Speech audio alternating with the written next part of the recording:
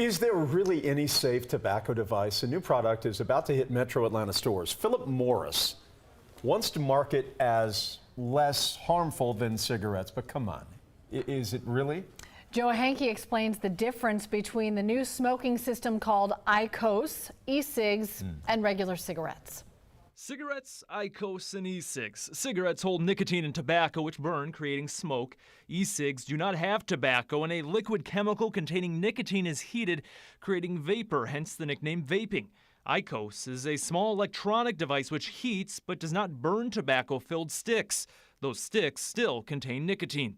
The FDA announced iQOS puts off toxic chemicals at levels lower than cigarette smoke, but its nicotine levels are still close to cigarettes, leading the FDA to note some cigarette smokers may quit smoking to use iQOS exclusively. So how risky is iQOS?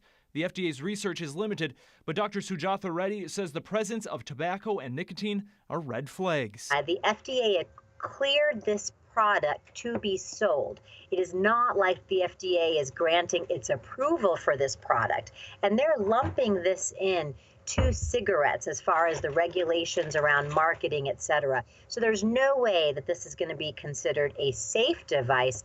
It just may be less hazardous to your health than actual cigarettes.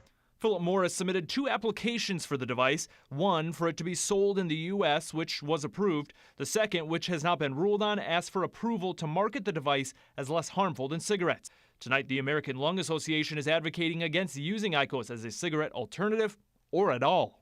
The Lung Association is concerned that this is another addictive device on the market, and that ultimately the single best thing that someone can do to improve their health is to quit and end their addiction for good. And the FDA found iQOS by definition is still considered a cigarette. That means Philip Morris must follow certain federal regulations. It cannot advertise about the device on TV or radio. And Philip Morris must also submit plans to the federal government on how it will market the product towards adults and limit children accessing it. Jeff?